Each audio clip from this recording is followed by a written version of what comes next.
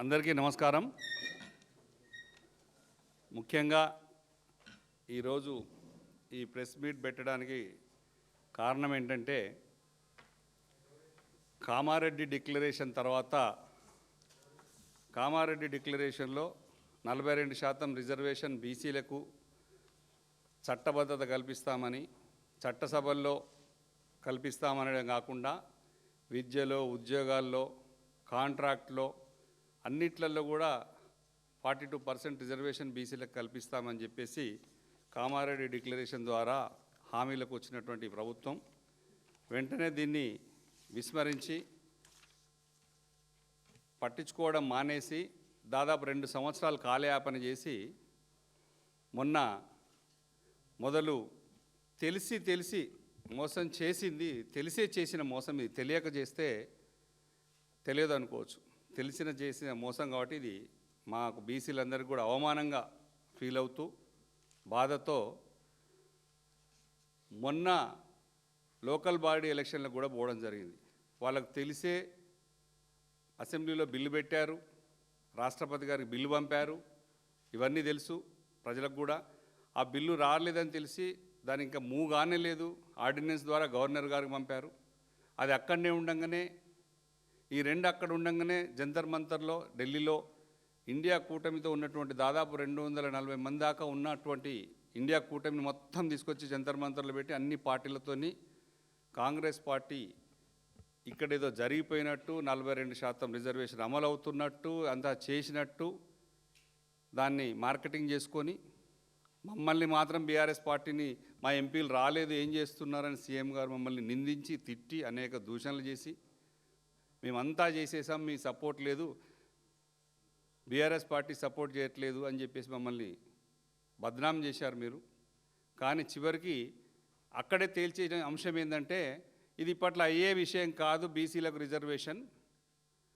మళ్ళీ వాళ్ళ party Congress party అధికారంలోకి వచ్చినాక, రాహుల్ గాంధీ ప్రధానమంత్రి అయిన తర్వాతనే బీసీలకు రిజర్వేషన్లు అమలవుతాయి తప్ప అప్పటిదాకా కావు అని తేల్చేసి బుట్ట కిందేసి అక్కడ మొత్తం ఉన్నటువంటి అవకాశాలన్నీ కూడా అక్కడ వదిలేసి హైదరాబాద్ చేరి తర్వాత మళ్ళీ వెంటనే ఒక జీవో ద్వారా తీసి ఎన్నికల్లో పోవడానికి ప్రయత్నం చేస్తే ఆ జీవో కూడా కోర్టులో కొట్టేసి తెలుసు, కోర్టులో కొట్టేస్తారని తెలుసు, ఇక్కడ నిలబడదు, అక్కడ నిలబడదు, ఎక్కడ నిలబడదని తెలిసి బీసీలను మరొక్కసారి మోసం చేసి మొన్నటి ఎలక్షన్ పోయారు. మొన్నటి ఎలక్షన్ లోకల్ బాడీ ఎలక్షన్లో కూడా పోయి ఏం చెప్పారు, పార్టీ గుర్తులేని ఎలక్షన్ పోయి మేము రిజర్వేషన్ ఇస్తున్నాం, 42% పైగా పార్టీల నుంచి ఇస్తున్నామని చెప్పి ఎలక్షన్లకు వెళ్ళారు. సరే, బీసీలను ఏ విధంగా మోసం చేయాలో బీసీ, ఎస్సీ, ఎస్టీ, మైనార్టీలు అందరినీ మోసం చేయడం, అధికారులకు వచ్చి కూర్చొని ఇబ్బంది పెట్టడం తప్ప మీ చేతిలో ఉన్న, మీ దగ్గర ఉన్న అవకాశాలను బీసీలకు ఇచ్చే మాత్రం ఏం చేయలేదు, చేయరు కూడా. అది కూడా మా కేటీఆర్ గారు, హరీష్ రావు గారు, మా పార్టీ ప్రజాప్రతినిధులు మొత్తం మొత్తుకుంటే తప్ప ఈ 2 ఏళ్లలో కేవలం 2 మంత్రి పదవులు అదనంగా వచ్చినాయి. ఒకటేమో శ్రీహరి గారికి, 2 జూబ్లీహిల్స్ ఎన్నికల కోసం మా హరీష్ అన్న బాగా చెప్తాడు, రామన్న బాగా చెప్తారు, ఆపద మొక్కుల కోసం కనుక అజరుద్దీన్ గారిని అప్పటికప్పుడు మంత్రి పదవి చేసినట్టు ఎట్లాగో అట్లాగా ఒక మా ముస్లిం సోదరులకు కూడా ఒక మంత్రి పదవి తెచ్చి, ఇది కూడా మా బీఆర్ఎస్ పార్టీ కొట్లాట ఫలితమే వాళ్ళిద్దరికి వచ్చి.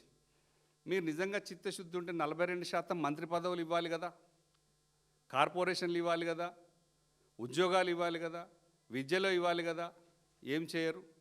కనీసం కాంట్రాక్టులన్నా ఇస్తారంటే ఇవ్వలేదు. ఏది చేయకుండా మరొకసారి ఏడాదికి ఒక 20,000 కోట్లు బడ్జెట్లో 1,00,000 కోట్లు ఏడాదిలో 5 సంవత్సరాల్లో ఖర్చు పెడతామని మేనిఫెస్టోలో దీంట్లో చెప్పినటువంటి మేనిఫెస్టోలో కూడా ఉన్నాయి ఇవన్నీ. ఇది ఏం చేయలేదు. మొన్నటికి మొన్న ఇవన్నీ చూసి తట్టుకోలేక, సహించలేక ఒక బీసీ బిడ్డ ఈశ్వరాచారి, సాయి ఈశ్వరాచారి కూడా ఆత్మహత్య చేసుకున్నాడు. అంటే తెలంగాణ కోసం ఎట్లయితే, రాష్ట్ర సాధన కోసం విద్యార్థులు అప్పుడు ఎట్లయితే బలిదానాలు జరిగినాయో, ఇప్పుడు మళ్ళీ కాంగ్రెస్ పార్టీ, అప్పుడు కాంగ్రెస్ పార్టీ బలి తీసుకుంది, ఇప్పుడు కూడా బలి తీసుకోవడంలో కాంగ్రెస్ పార్టీ బీసీలను బలి తీసుకోవడం మొదలుపెట్టింది. బీసీలు చనిపోవడాలు మొదలయ్యారు. వాళ్ళు మా బాధలు తట్టుకోలేక ఇది అన్యాయం అని చెప్పేసి ఘోషతో చనిపోయినటువంటి సాయి ఈశ్వరాచారి, ఆయన చనిపోతూ చెప్పాడు. చిన్న పిల్లలు వాళ్ళ ఇంటికి వెళ్ళి కూడా చూడడం జరిగింది. ఇట్లా ఇంకా రైతులు చనిపోతున్నారు, ఆటో కార్మికులు చనిపోతున్నారు. ఈ పరంపర ఆగడమే లేదు. మీరు మొత్తానికి బీసీలకు మాత్రం పెద్ద మోసమే చేశారు. సరే, ఈ ఎలక్షన్లో ఖచ్చితంగా మా బీసీ సోదరులు ముమ్మాటికి అంగబలం అర్ధబలం అన్ని పోలీస్ ఫోర్స్తో సహా పెట్టినప్పటికి కూడా మాకు ఈ గ్రామ పంచాయతీ ఎలక్షన్లో కూడా దాదాపు 1400 నుంచి 1500 సీట్లు రావడం, మీకు 2200 వచ్చినా 400 వచ్చినా మాకు ఇంత ఫోర్స్ని తట్టుకొని నిలబడ్డం మా ప్రజాప్రతినిధులు సర్పంచ్ గెలిచిన వాళ్ళందరూ కూడా నిజంగా హృదయపూర్వక నమస్కారాలు చెప్తూ వాళ్ళకి థ్యాంక్స్ చెప్తున్నాను, ధన్యవాదాలు చెప్తున్నాను, కృతజ్ఞతలు చెప్తున్నాను పోరాడినందుకు వాళ్ళందరూ కూడా, మా పార్టీ సైనికులకు. ఎందుకంటే మీరు పెట్టిన ఇబ్బందులు ఫోర్స్ మామూలు కాదు. అయినా రేపు సెకండ్ ఫేజ్ 14కు 17 కూడా మంచి రిజల్టే మాకు వస్తుంది. ఖచ్చితంగా కూడా మా పార్టీ తట్టుకొని ఉంది, మా సైనికులంతా ఉన్నారు, పోరాడతారు. ఇది ఇట్లా పెట్టంగా మీరు చేసింది బీసీలకు ఇబ్బంది పెడితే, అన్యాయం చేస్తే మీరు చేసిన ఒక కులగణన సర్వే అని పెట్టారు, శాస్త్రీయంగా చేశామన్నారు. అది పూర్తి అశాస్త్రీయం. 2014లో సమగ్ర కుటుంబ సర్వేలో కేసీఆర్ గారు చేసినప్పుడే 3,65,00,000 మంది పైన ఉంటే, ఇప్పుడు మీరు సర్వేలో కూడా 3,50,00,000కే తీసుకొచ్చారంటే దాదాపు 10-15 లక్షలు అప్పటి లెక్క, ఇప్పుడు పెరిగిన లెక్క చూస్తే దాదాపు 40 లక్షల లెక్క తేల్చనే లేదు మీరు. దాంట్లో 30 లక్షల పైన బీసీలను తక్కువ చూపించారు. 2 కోట్ల మంది పైన ఉన్నటువంటి బీసీలని 1,60,00,000లకు మాత్రమే చూపించడం జరిగింది. ఇది పూర్తిగా అన్యాయం. పూర్తిగా లెక్కలే తేలలేదు. దాని మీద డెడికేటెడ్ కమిషన్ పూర్తి చేయలేదు, సరిగా జరగనే లేదు. దాని మీద ఎలక్షన్లో పోయారు. సరే, ఎట్లా పోయినా 42% మీరు రిజర్వేషన్ కల్పిస్తామని కల్పించలేదు. ఒక ఎగ్జాంపుల్ చెప్తున్నా నేను. మధ్యప్రదేశ్లో 15% బీసీలకు అవకాశం ఉంటే 34% రిజర్వేషన్ ఇచ్చారు బీసీలకు. చూడండి అక్కడ ఎట్లా సాధ్యమైందో. దాని మోడల్ చూడండి, మీ వాళ్ళు పోయి తెలుసుకోండి. పీసీసీ ప్రెసిడెంట్గా ఉన్నటువంటి మహేష్ గౌడ్ గారిని కానీ, పొన్నం ప్రభాకర్ గారిని కానీ నేను చెప్తున్నాను, మధ్యప్రదేశ్లో 34% బీసీలకు రిజర్వేషన్ ఎట్లా సాధ్యమైందో చూడండి. మీరు 42% బీసీలకు రిజర్వేషన్ ఇస్తా అని సర్పంచ్ ఎలక్షన్లకు పోయి, కనీసం నేను ఎగ్జాంపుల్ ఖమ్మంలో 2 మండలాలే చెప్తాను, పూర్తి మొత్తం కూడా చెప్పాను. రఘునాథపాలెం, తిరుమలాయపాలెంలో ఉన్నటువంటి 40 గ్రామ పంచాయతీల్లో ఒక్క రిజర్వేషన్ లేదు. ఇక్కడ ఉన్నటువంటి 37 గ్రామ పంచాయతీలో ఒక్క రిజర్వేషన్ కూడా లేదు. మీరు గతంలో కేసీఆర్ గారు ఇచ్చినటువంటి 23% రిజర్వేషన్ నుంచి మీరు కొన్ని చోట్ల 9, 12, 17 ఇష్టం వచ్చినట్టుగా ఇచ్చి దాన్ని 17% దగ్గరే ఆపేయడం జరిగింది. ఇది పూర్తిగా అన్యాయం చేశారు బీసీలకు. దాని మీద మేము బీసీలందరం కూడా చాలా ఇబ్బందులు పడుతున్నటువంటిది. ఇది ఊరుకునే రోజు కాదు. ఇది బీసీల బాగా కోపంగా ఆగ్రహంతో ఉన్నటువంటి మా బీసీ సోదరులందరూ కూడా గుర్తుపెట్టుకుంటున్నారు, నిలబడతారు, తట్టుకున్నారు. మీకు ఈ ఎలక్షన్లో మళ్ళీ రేపు సెకండ్ ఫేజ్ కానీ 17వ తారీఖు జరిగే ఎలక్షన్లో కూడా బీసీ సోదరులందరూ కూడా బుద్ధి చెప్తారు మీ పార్టీకి. ఇది జరుగుతుంది. మీరు ఏమాత్రం పట్టించుకోవట్లేదు. మా బీసీ సోదరుల గురించి ఆలోచించాలి. ఇవన్నీ ఒక ఎత్తైతే మేము చెప్పేది ఏంటంటే, ఇంకా ఇప్పుడు ఇమ్మీడియట్గా నేను మా పార్లమెంట్లో, లోక్సభ, రాజ్యసభలో మీకు ఎన్నిసార్లు రౌండ్ టేబుల్ మీటింగ్ పెట్టినా ఆర్ కృష్ణయ్య గారు కానీ, శ్రీనివాస్ గౌడ్ గారు కానీ, మిగతా చిరంజీవులు గారు, మొత్తం బీసీ సోదరులు, బీసీ కమిటీలు, బీసీ సంఘాలు, అనేక సంఘాలు రౌండ్ టేబుల్ మీటింగ్లు పెట్టినా, ఎన్నిసార్లు మీ దృష్టికి తీసుకొచ్చినా, మీరు ఢిల్లీకి వెళ్ళి పోయి బడేబాయ్ గారిని కలిసి వస్తారు. మీకున్న సంబంధాలతో రాహుల్ గాంధీ గారిని కలుస్తారు అనేక సార్లు. ఉన్నదే చేయాల్సిందే వాళ్ళిద్దరు, రాహుల్ గాంధీ గారు, మోడీ గారు. వాళ్ళు తలుచుకుంటే రాహుల్ గాంధీ గారు నిన్నగాక మొన్న కూడా ఎయిర్ పొల్యూషన్ గురించి కానీ ఇవన్నీ మాట్లాడడం జరిగింది. వారు పోయిన సెషన్లో ఎస్ఐఆర్ గురించి ఒక సెషన్ మొత్తం నడిపారు, ఓట్ చోరీ గురించి నడిపారు. వీటన్నిటి మీద నడిపిన వారు కామారెడ్డి డిక్లరేషన్ 42% బీసీలకు ఇచ్చినటువంటి హామీని నిలబెట్టుకోవడంలో రాహుల్ గాంధీ గారు కూడా ఘోరంగా ఫెయిల్ అయ్యారు. వారు ఇక్కడ ఇంకా ఈ 42% రిజర్వేషన్ అమలైందని బీహార్లో కూడా చెప్పడం జరిగింది. అక్కడ వాళ్ళు నమ్మింది లేదు. అందుకే తగిన బుద్ధి కూడా చెప్పారు కాంగ్రెస్ పార్టీకి. ఎందుకంటే ఇక్కడ 42% ఇచ్చింది లేదు, తీసుకున్నది లేదు, కానీ అక్కడ మాత్రం అమలైనరనే అమలైంది తెలంగాణలో అని చెప్తున్నారు. చెప్పి మోసపోయారు. మీకు కూడా మోసం. బీసీలు ఊరికే పోరు, ఖచ్చితంగా తెలుసుకుంటారు నిజం ఎవరు చేస్తున్నారు. కేసీఆర్ గారు బీసీలకు 2014 నుంచి అనేక స్కీములు పెట్టి ఇది ఎట్లాగ అయితలేదు, ఇది చట్టసభలోనే మార్పు రావాలి, అప్పటిదాకా మనం బీసీలకు అన్యాయం జరగకుండా అనేక స్కీములు పెట్టి ఆదుకున్నటువంటి కేసీఆర్ గారు వారికి తెలియదా?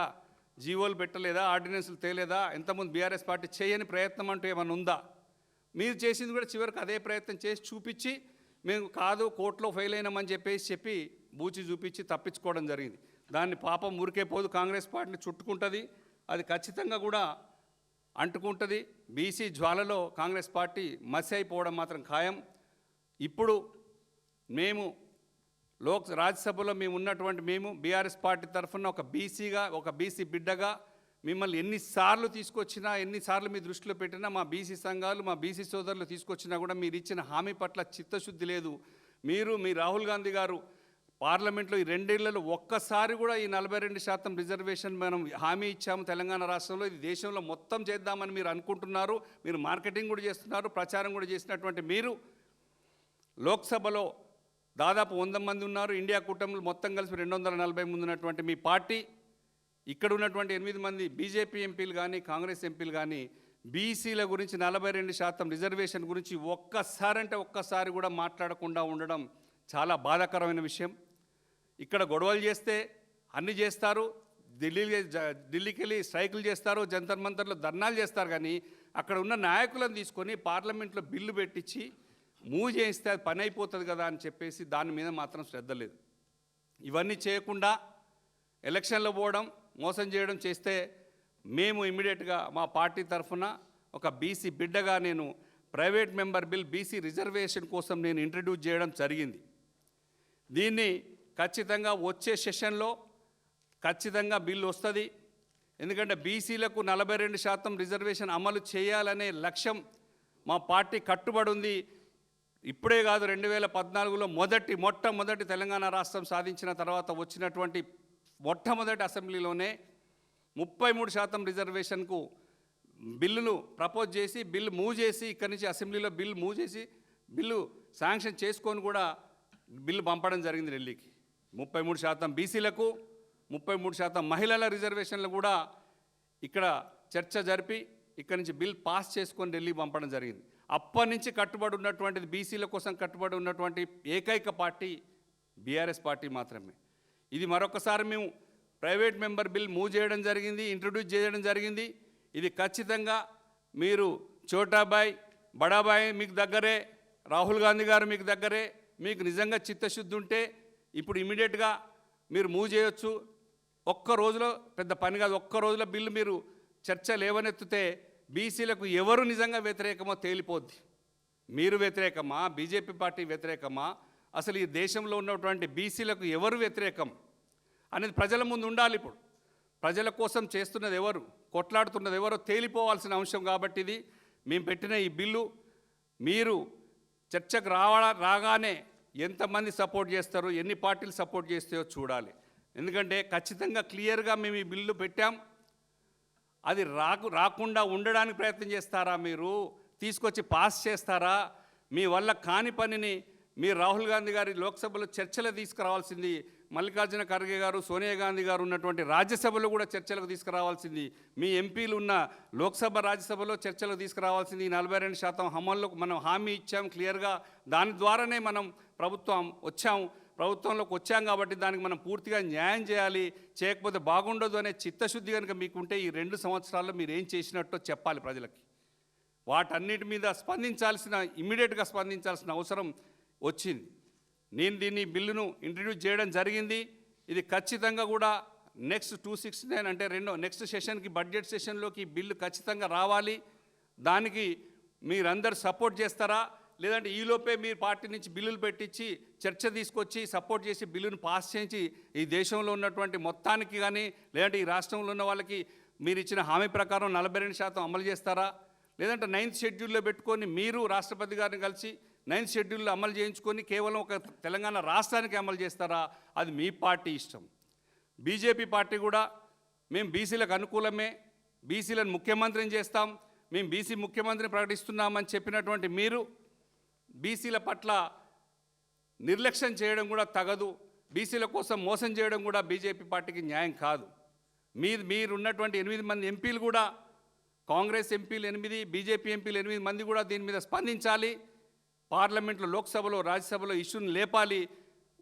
కేవలం ఓట్ చోరీయే కాదు, ఎస్ఐఆర్ మీదనే కాదు, ఈ దేశంలో దాదాపు 85% ఉన్నటువంటి బీసీ, ఎస్సీ ఎస్టీ ముస్లిం మైనార్టీ సోదరులే కాకుండా 56% పైన 60%, కొన్ని రాష్ట్రాల్లో 69% ఉన్నటువంటి, 68% ఉన్నటువంటి బీసీలకు న్యాయం జరగాలంటే తక్షణమే లోక్సభ, రాజ్యసభను స్తంభింపజేసి మనం కేవలం 2 పార్లమెంట్ సభ్యులు ఉంటే కేసీఆర్ గారు ఎట్లయితే తెలంగాణ రాష్ట్రాన్ని సాధించారో అంతకంటే ఎక్కువ గట్టిగా ఇది ఇష్యూ కాదు.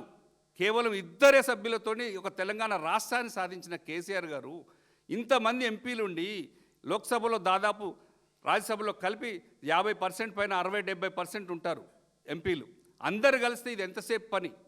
దీన్ని సాధ్యం చేయకుండా, దీన్ని అమలు చేయకుండా కాలయాపన చేస్తూ బీసీలను అవగాహన చేయకుండా తొక్కిపట్టడం ఇది ఎంతవరకు న్యాయమో ఇప్పుడు ఆలోచించుకోవాలి. రేవంత్ రెడ్డి గారు ఈ బిల్లుని ఇమీడియట్గా మూవ్ చేస్తారా లేదా, రాహుల్ గాంధీ గారు సపోర్ట్ చేస్తారా లేదా? రాహుల్ గాంధీ గారికి 2 ఏళ్లలో బీసీలకు హామీ ఇచ్చి అధికారంలోకి వచ్చాం కదా, దీన్ని ఎంతవరకు వచ్చింది? ఓన్లీ కులగణన చేసి ఆపారు. ఇది తప్పుడు తడకలని తెలిసినా సరే అక్కడి దాకానే ఆపినా అది బిల్లు మూవ్ చేయాలనేది చిత్తశుద్ధి రాహుల్ గాంధీ గారికి కూడా ఉండాలి. ఇవాళ వస్తున్నారు మెస్సీ ఫుట్బాల్ మ్యాచ్ చూడడానికి. ఫుట్బాల్ మా బీసీలతో ఆడకండి. రాహుల్ గాంధీ గారు, ముఖ్యమంత్రి గారు, బీసీ సోదరులు అంతా ఆత్మహత్యలు చేసుకొని చనిపోతున్నారు. ఈ చనిపోయే వాళ్ళను ఆపండి, వీళ్ళని కాపాడండి, బీసీలకు న్యాయం చేయండి. నేను మొదటిసారిగా బీసీల కోసం పెట్టినటువంటి బిల్లును మీరందరూ సమర్థించండి అని చెప్పేసి రిక్వెస్ట్ చేస్తూ, మేము తెలంగాణ రాష్ట్రంలో మా బీఆర్ఎస్ పార్టీ తరఫున ఖచ్చితంగా ప్రైవేట్ మెంబర్ బిల్ మూవ్ చేయడం జరిగింది. ఇది ప్రజలందరికీ తెలియజేస్తున్నాం క్లియర్గా. Thank you.